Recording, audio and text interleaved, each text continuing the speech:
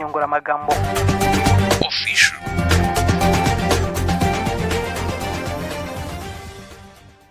Yes, reka nongere ngo ikaze kuri inyunguramagambo official, aho usanga amakuru mashya, aho usanga ibiganiro bigiye bitandukanye. Je ugusuhuza nitwa MC Ruganzu, nahoze mbabwira rero ko ku munsi w'ejo mu gitondo wahoze ari perezida wa Namibia yitwa Hage Geingob yari yitabye Imana.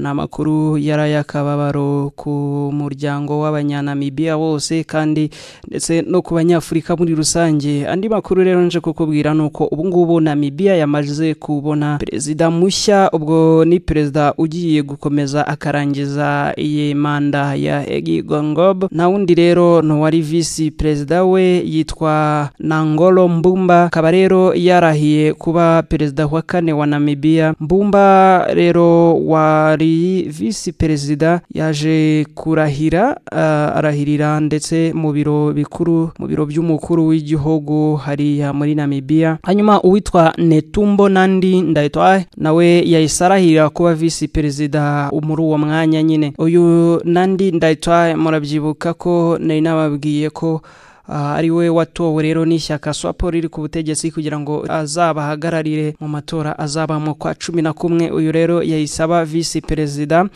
Hanyuma byabaye rwose mu mahoro, ndetse kuri icyo kiriyo Mbumba yashimiye cyane nyakwigendera Hage Geingob nyine witabye Imana, wahoze ari perezida w'icyo gihugu. Avuga ko asa nkaho ari we wazamuye cyangwa se wongeye guha ubuzima Namibia, akavuga ko bisa nkaho ari we wayihanze ubundi bushyashya. Akaba rero uyu Geingob yarari mu bantu bivuga ko ari bo bahimbye Namibia nshya nyuma y'ubukoroni mu 1990. Mbumba rero azayobora kuzageza mu gihe cy'amatora abura amezi 9 yose. Nahoze rero nkubwira ko M20 yamaze kwigarurira umujyi wa Goma. Abantu rero bari kuvuga bati ubu ngubu leta ya Kongo igiye gupfukamira u Rwanda nk'igitambambuga. Uti kubera iki? Ubu ngubu M23 yamaze kuzenguruka umujyi wa Goma na Bukavu, no kuvuga ko kugira ngo uve muri ibi bice ugana handi ugomba kunyura mu mihanda iri mu maboko ya M23, bitihise ukaba wanyura mu Rwanda. M23 ngo iri kurwana urugamba rwayo bucece rwose, ukumva hanaha bahageze kandi akenshi barasa bari kwirwanaho, ariko bikarangira birukankije ingabo za FARDC ndetse nabo bari gukorana, harimo n'ingabo za SADC.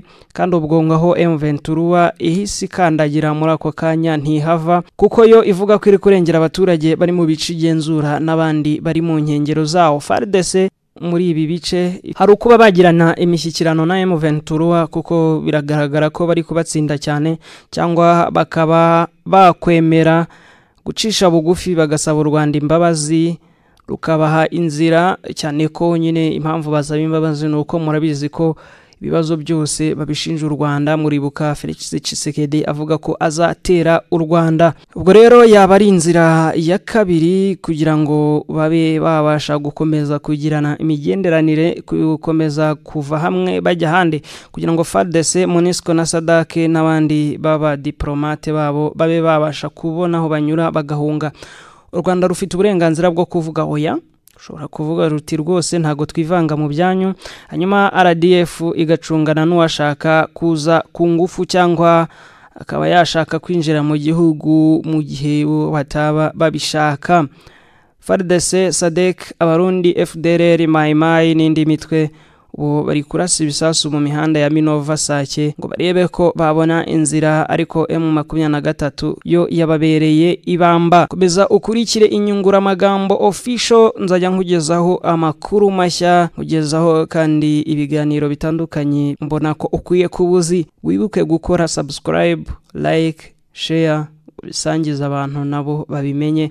Hanyuma dukomeze gusangira aya makuru. Je nitwa MC Ruganzu, Imana iguhe umugisha. inyunguramagambo official.